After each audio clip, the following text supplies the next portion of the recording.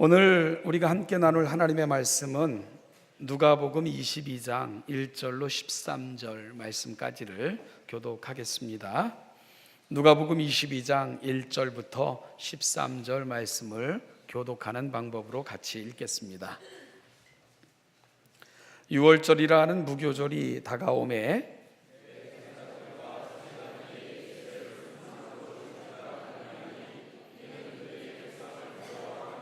열둘 중에 하나인 가룟인이라 부르는 유다에게 사탄이 들어가니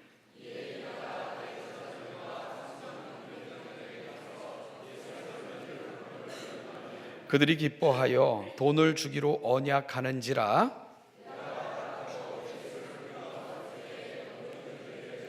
유월절 양을 잡을 무교절 날이 이른지라.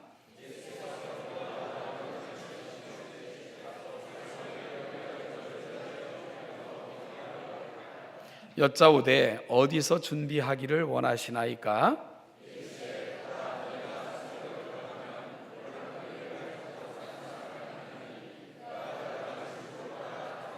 그 집 주인에게 이르되 선생님이 내게 하는 말씀이 내가 내 제자들과 함께 유월절을 먹을 객실이 어디 있느냐 하시더라 하라.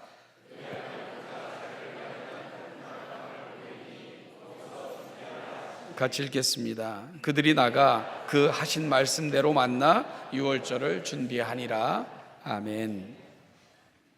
우리가 함께 읽은 오늘 본문에는 두 종류의 인생이 등장을 합니다.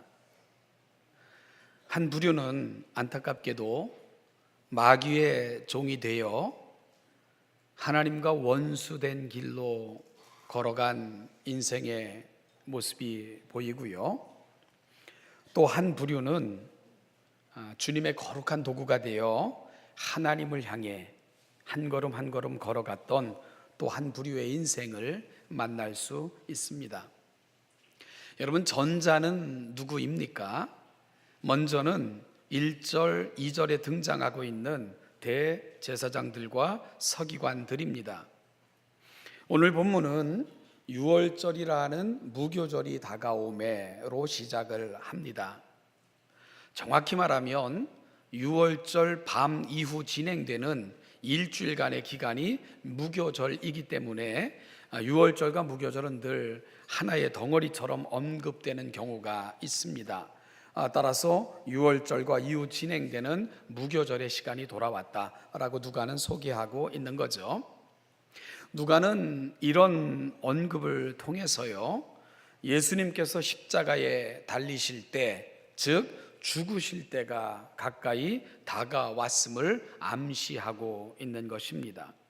그래서 2절에서 이와 같은 언급을 덧붙이고 있는 거죠. 대제사장들과 서기관들이 예수를 무슨 방도로 죽일까 궁리하니, 여기서 여러분 궁리한다는 말, 이것은 집요하게 끊임없이 생각한다, 그런 의미를 갖고 있습니다.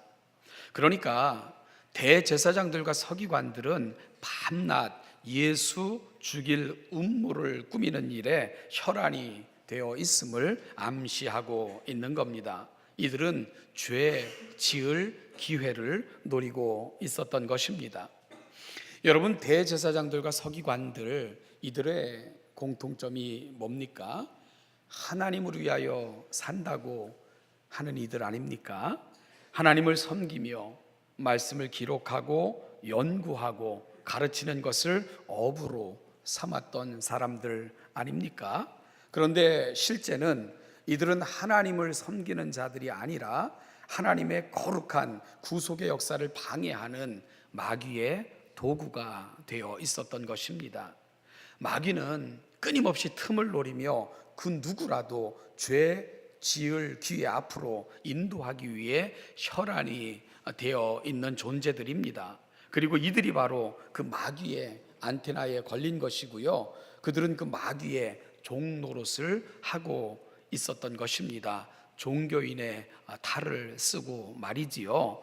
그리고 마귀의 앞잡이 노릇을 하는 또 한 명을 오늘 본문에서 만나게 되는데요, 3절부터 6절까지 소개되고 있는 가룟 유다입니다. 우리가 잘 아는 것처럼 그는 배반자의 아이콘처럼 그렇게 되어 있는 사람이죠. 사실 그 예수님의 12제자 중에 어찌 보면 가장 그 신비에 쌓여 있는 인물이 가룟 유다이기도 합니다. 그래서 전에 오는 그 12제자에 관한 그 기록들을 살펴보면 가룟 유다는요, 스스로 예수님께 찾아와서 제자가 되기를 청하였고, 그리고 예수님께서 그와 같은 열정을 귀히 보셔서 제자의 한 사람으로 받아들인 인물로 가룟 유다를 소개하고 있습니다. 그리고요, 이 가룟 유다는 굉장한 또 어떤 면에서는 능력이 있었던 그런 인물로 또 성경 몇몇 곳에서는 표현이 되고 있는데요. 그래서 예수님께서는 특별히 그에게 회개의 직무를 맡겨 주시기도 하셨습니다. 그래서 그는 돈을 맡은 자로 제자들의 무리 중에서도 특별한 역할을 감당하기도 했던 인물이 가룟 유다였습니다.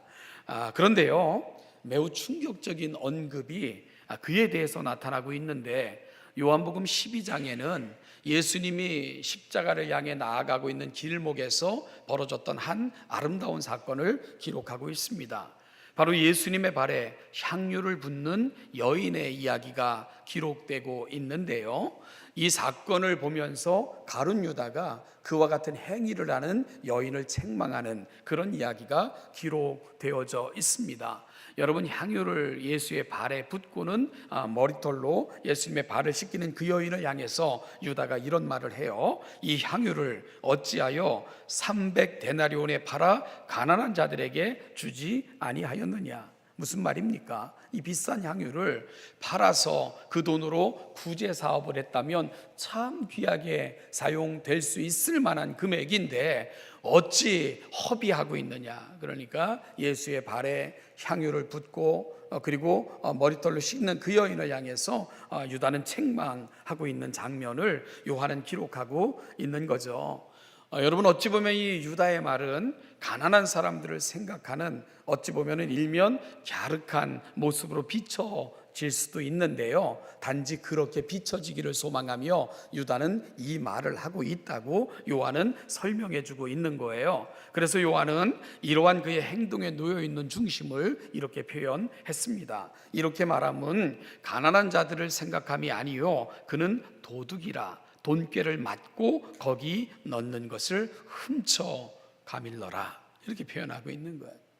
그러니까 이 가룟 유다가 그 여인을 책망한 것은 가난한 자들을 생각함이 아니라 돈이 탐났기 때문이다, 이런 평가를 내리고 있는 겁니다. 충격적인 평가가 아닐 수 없죠. 그는 예수님을 따라다니면서 금전적 혹은 자신의 야망을 성취하고 싶었던 사람임을 우리가 이와 같은 표현들을 통해서 확인하고 있는 거죠.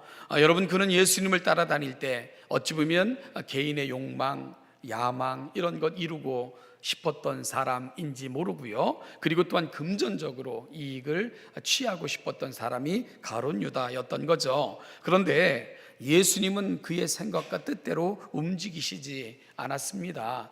예루살렘에 입성할 때만 해도 유다의 가슴은 뛰었는지 몰라요. 드디어 나의 야망을, 예수 쫓아다녔던 뜻을 실행할 때가 왔구나 생각했는지 모릅니다. 그런데요, 전혀 다른 양상으로 예수님은 마지막 시간들을 보내고 계시고 마지막을 준비하고 계셨던 것입니다. 가룟 유다는 그런 예수가 마음에 들지 않았던 거죠. 그래서 결국 가룟 유다는 예수를 팔고자 하는 계획을 세웠던 것이고요, 그 밤에 바로 또 다른 금전적 거래로 예수 그리스도를 내어줄 음모를 꾸미고 있는 것, 바로 가룟 유다의 모습입니다. 여러분, 어찌 보면 1절, 2절에 등장하는 대제사장들과 서기관들, 그리고 3절 이하에 등장하고 있는 가룟 유다는 하나의 선상에 서 있는 사람들입니다. 그들은 예수를, 하나님의 이름을 불러놓고는요, 자신들의 이익을 챙기고 자신들의 명예를 높이고자 했던 사람들, 이들이 대제사장들과 서기관들이었다면 예수를 따라다니면서 금전적 유익을 취하고 명예를 얻고자 했던 인물 가룟 유다입니다. 이들은 같은 면에서 한 라인에 속해 있던 욕망의 사람들이었던 것이지요. 여러분, 이들은 하나님의 이름을 부르며 그를 섬기고 그를 위하는 사람들인 척 했습니다. 예수를 따라다니면서 또한 직분도 맡았고요, 봉사하는 척 제자의 삶을 살았던 인물 또한 가룟 유다입니다. 그런데 그들은 실제로는요, 욕망을 쫓아 마귀의 종노릇을 하고 있었던 것이지요. 여러분, 이러한 그 대제사장들과 서기관들, 그리고 예수님의 제자 중에 한 명이었던 가룟 유다, 이런 이야기를 듣고 있으면 어떤 생각이 드십니까? 예배당에 나와 앉아 있다는 것, 우리의 입으로 하나님의 이름을 줄기차게 부르고 있는 것, 몸짓 거룩한 표정으로 하나님을 찬양한다고, 또한 우리가 때로는 찬양대의 자리, 또 예배의 자리에 앉아 있는 것, 이 모든 것들로 우리의 신앙을 대신할 수 없다는 것입니다. 여러분, 이런 것들이 우리의 신앙을 평가하는 잣대가 될 수 없다는 거예요. 예수를 무슨 방도로 죽일까를 밤낮 궁리했던 사람들, 예수를 무리가 없을 때에 넘겨줄 기회를 찾고자 했던 제자 중에 한 사람, 이들의 공통점이 뭐라고요? 종교적인 옷을 걸치고 있었다는 것입니다. 누구보다도 그들의 입에서 하나님이라는 이름이 떠났던 적이 없었던 사람들이에요. 누구보다도 열심히 있는 것처럼 직분까지 맡았던 사람들인 것을 우리가 보게 됩니다. 그런데요, 그들은 어떤 삶을 살았다고요? 마귀에게 기회를 제공해주는 그런 삶을 산 것입니다. 마귀가 그의 뜻을 이루기 위해서 음흉한 미소를 지으면서 그들의 손을 이끌고 잡고 이끌어 그들 마귀의 뜻을 실현하는 그러한 죄의 종로로 타는 자리로 갈 수밖에 없었던 안타까운 사람들, 오늘 우리는 그들의 모습을 보고 있는 것입니다. 여러분, 따라서 오늘 이 아침 우리의 소망이 어디로 가야 됩니까?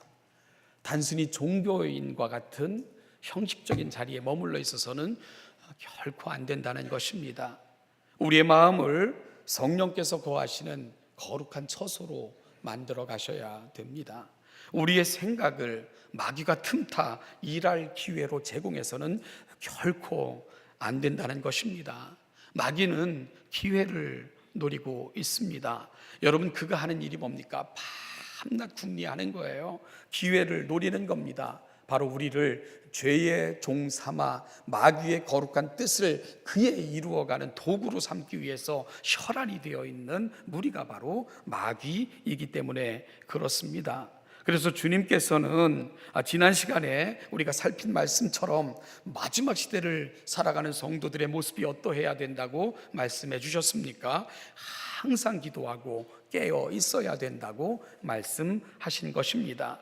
그래야 우리는 마귀의 도구가 아닌 하나님의 거룩한 도구가 될 수 있기 때문입니다.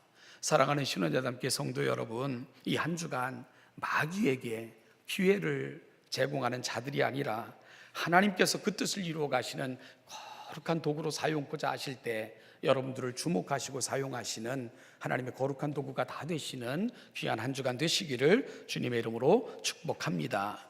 이어지는 본문 7절 이하에서 우리는 바로 그런 인생을 만날 수 있게 됩니다. 또 한 부류의 인생을 만나게 되는데요, 바로 주님의 거룩한 도구가 되어 주 하나님을 향해 걸어간 그런 인생을 만날 수 있게 됩니다. 유월절 양을 잡을 무교절이 이르자 주님께서는 제자 중에 베드로와 요한을 보내시면서 유월절을 준비하라고 부탁하셨습니다. 그런데요, 이게 난감한 상황이에요. 여러분, 그들이 함께 머물며 유월절을 보낼 수 있는 장소를 찾는다는 것, 그리 쉬운 일이 아니었기 때문입니다.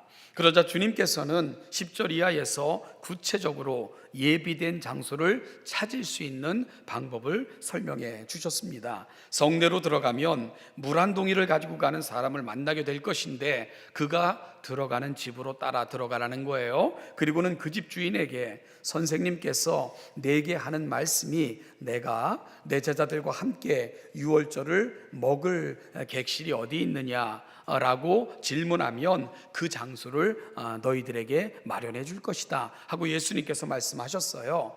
그래서 제자들은 좀 난감한 상황이긴 하지만 예수님 말씀 믿고 성내로 들어가서 그런 사람 만나게 되고요, 그를 따라 들어가서 주인에게 그 말을 하자 예수님의 뜻이 이루어지는 것을 확인할 수 있었죠. 그래서 누가는 그 이후에 벌어진 일을 간단하게 이렇게 소개합니다. 13절입니다. 그들이 나가 그 하신 말씀대로 만나 유월절을 준비하니라. 예수님께서 하신 말씀이 그대로 이루어졌다는 것을 누가는 이 짧은 마디를 통해 증언하고 있는 것이지요. 여러분, 이렇게 해서 마련된 그 장소가 어디입니까? 우리는 그 장소가 어디인 줄 알죠, 그죠? 어디입니까? 흔히 마가의 다락방이라고 알려져 있는, 불려지는 곳, 그곳이 예수님의 마지막 만찬을 위해 예비되어지고 있는 겁니다.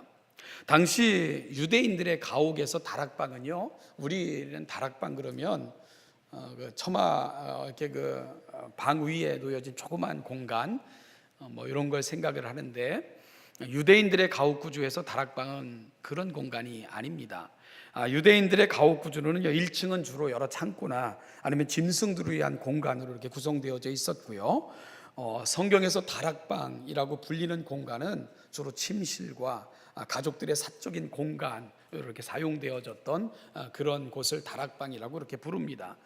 그래서 그 예루살렘, 우리가 방문했던 예루살렘에서도 예수님께서 최후의 만찬을 하셨고, 그리고 후에는 제자들이 모여 기도했다는 공간을 가보면 매우 넓은 그런 공간이었던 것을 확인할 수 있었지요. 물론 성경에서는요, 그 예수님께서 제자들과 최후의 그 유월절 그 만찬을 그 진행하셨던 곳이 마가의 소유라는 말은 사실은 없어요. 그 마가의 다락방이라는 말은 사실은 성경에는 나타나 있지 않습니다. 단지 헌신된 한 사람으로 등장할 뿐입니다. 그러니까 성경은 그를 이름도 없이 빛도 없이 묵묵히 주님의 요청에 따라 헌신했던 인물로, 그 예수님께 이 장소를 제공했던 인물을 표현하고 있을 뿐입니다. 그는 주님의 최후의 유월절 모임을 위해 기꺼이 자신의 처소를 제공했던 것입니다. 여러분, 그렇게 생각하실 수 있죠. 뭐 하룻밤 하루 저녁 그거 제공하는 게 뭐 그리 큰 일이라고, 그런 생각 드실 수도 있어요. 그런데요, 이때가 언젠지를 생각하시면 생각이 좀 달라지실 거예요. 여러분, 유월절입니다. 유월절은 유대인의 절기 중에서도 가장 많은 사람들이 예루살렘으로 모여드는 그러한 절기이고요, 유대인들이 가장 중요하게 생각하는 그 민족의 기원처럼 생각하는 절기가 바로 유월절 절기입니다. 그리고 이어지는 무교절은 그 은혜를 묵상하면서 그들이 애굽에서 나왔던 그 순간을 기억하며 하나님을 앙망하는 그러한 시간들로 삼고 있는 절기가 또 무교절이기도 합니다. 역사가 요세푸스는 당시 그 유월절 상황을 기록하고 있는데요, 그 세스티우스라는 그 대제사장에게, 이 세스티우스라는 이 양반이 이 대제사장에게 그 로마 황제인 네로에게 보고하기 위해 그 당시 그 예수님 당시 예루살렘에서 이렇게 뭐 실행되어졌던 그 유월절 상황을 이렇게 문서로 문서로 보고했던 내용을 요세푸스가 소개하고 있는데요, 요세푸스는 그 유월절 희생 제물로 드려지기 위해 예루살렘에서 이렇게 거래되거나 도착했던 그런 양의 숫자가 25만 6,500마리라고 적고 있습니다. 그러면 그 제물로 드려진 양이 25만 6,500마리라는 거예요. 그러면 얼마나 많은 사람들이 그 예루살렘에 모여들었는가? 그때 그 인원을 추정할 때 학자들은 약 양 한 마리당 10명 정도의 사람을 기준으로 환산하면 된다. 그러면은 약 한 250만 명 이상이 그 절기 때문에 예루살렘에 모여든다, 이런 평가를 하고 있는 거예요.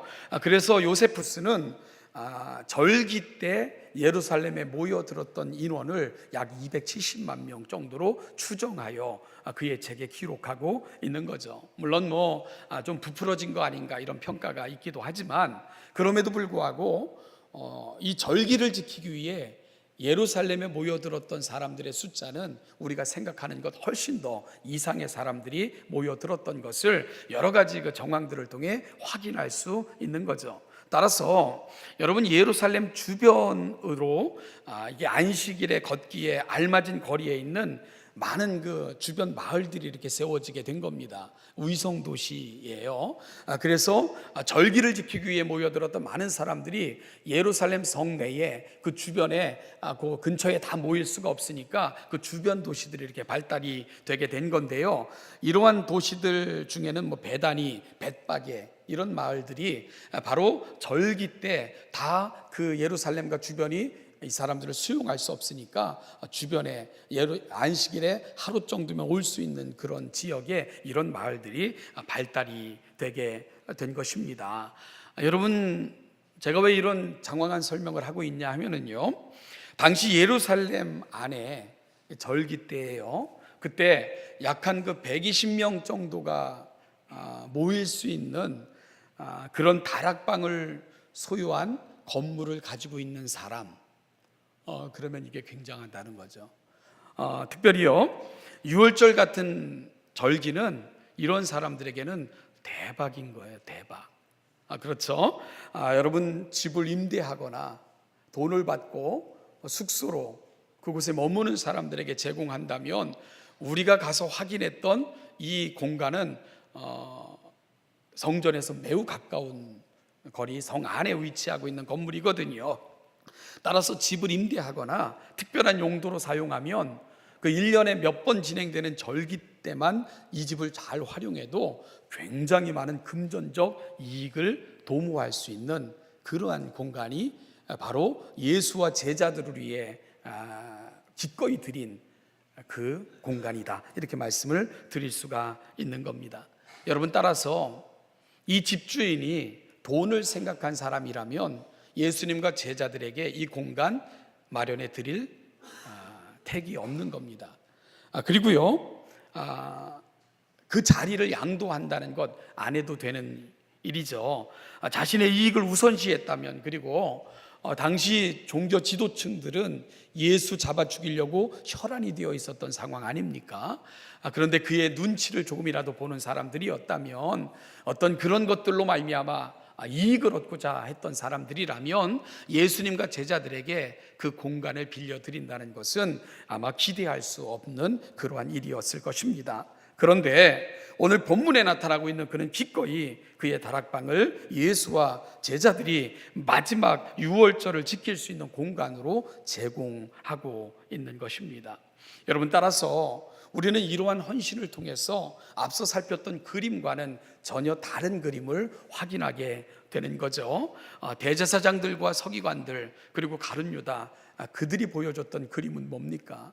마귀의 도구가 되어 하나님을 등지고 떠나는 그런 그림이 그들을 통해 확인할 수 있는 그림이었다면, 오늘 다락방을 예수님과 제자들을 위해 제공하는 그 헌신된 한 사람을 통해서 하나님께서 이 땅에 펼치셨던 그 위대한 구원의 계획에 거룩하게 참여하고 하나님께서 사용하시는 그런 위대한 인생의 그림을 오늘 이 이름 없는 한 헌신된 사람을 통해 우리는 또 볼 수 있는 것입니다. 여러분, 그 방을 제공한 그날은 어떤 날입니까? 오늘 누가는 유월절이라는 무교절, 바로 양을 잡는 날이라고 표현하고 있습니다. 진이 육신을 입고 이 땅에 오셔서 인간을 구원하시기 위해 진이 유월절 양이 되신 예수 그리스도, 그분이 이 땅에서 보내시는 마지막 밤입니다. 여러분, 그 밤 바로 예수님은 유월절 양이 되기 위한, 그래서 이 땅에 오신 그분의 목적을 제자들에게 분명히 밝히시면서 십자가를 향해 걸어가시기 위한 준비를 갖추시는 그 마지막 밤, 바로 그 다락방 주인은 그 마지막 밤 하나님께 그 방을 제공하고 있는 것입니다. 이 땅에 아기로 오셨을 때 예수님은 방 한 칸 없이 말들의 먹이통인 구유에서 태어나셨습니다. 그리고 이제 이 땅에 오신 그 모든 목적을 완수하고 십자가에 죽기 위해 예수님은 불렀던 제자들과 그 마지막 밤을 보내고 계신 것입니다. 오늘 이름 없이 다락방을 제공했던 한 사람, 바로 하나님께 그 마지막 밤에 그 거룩한 장소로 그의 집을 사용하고 있는 것이지요. 아마 이런 의미까지 다 몰랐을지는 모르겠습니다. 많은 그의 아름다운 헌신은 바로 이 땅에 오신 하나님, 육신을 입고 오신 하나님께 마지막 밤을 위한 그 자리가 제공하고 있는 것입니다. 교회 전통은 그 공간을 제공했던 그 성도, 그 제자의 이름을 마가라고 전합니다.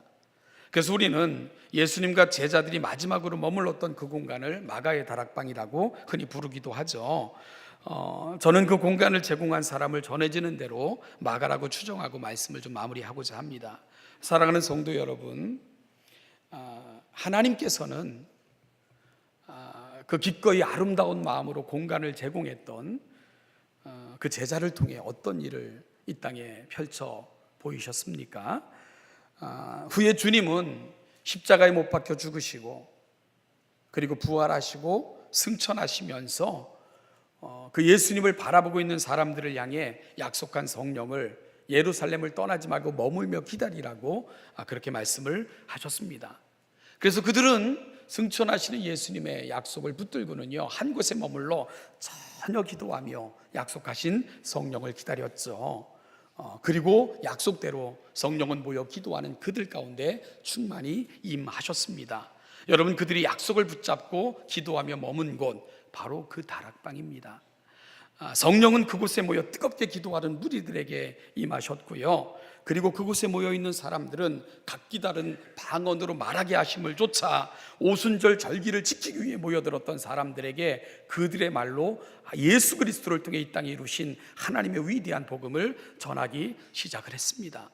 그러자 그들의 말을 들은 사람들 속에서 뜨거운 회개가 터져나오기 시작을 했고요, 그렇게 새로운 복음 속에 새로운 은혜를 경험한 사람들은 바로 주께로 돌아와 하나님의 거룩한 무리들이 됐죠. 우리는 그들을 가리켜 교회라고 부르고 있는 것입니다. 그렇게 초대교회가 이 땅에 세워진 것이지요. 여러분, 그러니까 이 초대교회는 어디서부터 시작이 된 겁니까? 자신의 거처를 내놓은 한 사람, 아름다운 헌신이 있었던 장소, 바로 그곳이 초대교회의 기원이 되는 것입니다. 하나님께서는 그곳을 그 위대한 하나님의 역사의 중심에 그 장소를 사용하셨던 것입니다. 사랑하는 여러분, 하나님께서 머무셨던 마지막 장소, 바로 그곳이 이 땅의 새로운 구속의 역사가 시작되는 그 장소가 되는 것, 결코 우연이라고 말할 수 없잖아요. 하나님은 이 위대한 일을 그곳을 통해 펼쳐 가신 것입니다. 그뿐만이 아닙니다. 바로 그 마가를 통해 하나님은 가장 단순하면서도 힘있는 복음서인 마가복음을 탄생하게 하셨죠. 이 땅에 오셔서 친히 종이 되셔서 머리 둘 곳 잠잘 시간도 없이 우리를 섬기셨던 그 주님, 여러분, 그 주님께서 그나마 마지막 머물렀던 공간, 바로 그 공간을 제공했던 인물, 하나님은 그를 통해 위대한 복음서를 저와 여러분들에게 주신 것입니다. 지금은 이 땅에 오신 예수 그리스도, 그분이 행하신 일들을 묵상하며 놀라운 감동과 감격을 제공하는 복음서 마가복음서는 바로 주님이 머물렀던 그 집을 주의 전으로 하나님의 위대한 복음의 장소로 제공했던 그 가슴으로부터 시작되어 그곳으로부터 흘러나와 오늘 이 시대를 적시는 위대한 하나님의 복음서가 될 수 있었던 것입니다. 하나님은 그의 인생을 그렇게 사용하신 것이지요. 우리는 살아가면서 항상 두 갈래길에 설 때가 많습니다. 여러분, 그 한 길은 대제사장들과 서기관들, 그리고 가룟 유다가 섰던 길입니다. 그들은 욕망을 따라 자신의 유익과 목적만을 추구하는 삶을 살았을 때 마귀는 그들을 그의 목적을 달성하기 위한 기회로 활용했지요. 그래서 그들은 종교인의 이름으로 하나님의 이름을 부르는 자들이었지만 결국은 마귀의 도구가 되는 안타까운 길을 걸어가고 말았습니다. 또 한 길이 있습니다. 바로 마가의 길입니다. 그는 하나님을 위해 순수하고 아름다운 마음으로 처소를 제공했고요, 순수한 헌신을 드렸을 때에 하나님은 그를 통해 놀라운 구속, 놀라운 하나님의 일을 이 땅에 펼치시는 위대한 인생으로 그를 사용하신 겁니다. 그의 처소는 이 땅에 교회가 세워지는 위대한 역할을 감당하게 됐고요, 그 인생은 하나님의 손에 붙들림 바 되어 위대한 복음서가 탄생하는 하나님의 거룩한 도구로 그리 사용되어진 것이지요. 오늘 저와 여러분들은 어느 길에 서 있습니까? 우리는 누구를 통해 무엇을 위해 사용되고 있습니까? 사랑하는 여러분, 마귀가 틈타 그의 목적을 이루기 좋은 기회로 그렇게 우리의 인생을 제공하는 어리석은 인생들이 아니라 하나님의 위대하고 크고 놀라운 복음의 역사, 하나님께서 이 땅에 펼쳐가실 그 아름다운 일에 붙들림 받아 귀하게 사용되는 아름다운 인생들이 되기를 소망하며 갈망하는 오늘 이 아침이 되시기를 축복합니다. 그래서 마가를 통해 이루셨던 그 놀라운 역사들이 오늘 이 시대 여러분들을 통해 또다시 이 땅에 펼쳐지는 아름다운 주의 거룩한 도구들로 하나님 앞에 세워지는 이 한 주간 남은 인생들이 되시기를 주님의 이름으로 축복합니다. 기도하겠습니다. 하나님 아버지, 은혜와 사랑을 감사합니다. 이 땅에 많은 인생들이 있고 우리 역시 살면서 많은 갈림길에 그리고 많은 선택의 자리에 서게 됩니다. 하나님 아버지, 그럴 때마다 우리가 하나님 앞에 그분의 거룩하고 아름다운 역사를 이루어가는 도구들로 우리의 삶을 제공하게 하시고 우리의 마음이 하나님의 성전이 될 뿐만 아니라 우리의 아름다운 헌신과 다짐이 하나님께서 펼쳐가실 위대한 복음과 구원의 도구로 사용되어지는 하나님의 거룩한 자녀들 되게 하여 주시옵소서. 이 한 주간도 우리의 남은 인생도 그렇게 사용하셔서 하나님의 거룩하고 위대한 뜻에 참여하는 아름다운 주의 백성들 되게 하여 주옵소서. 감사드리며 예수님의 이름으로 기도하옵나이다. 아멘. 같이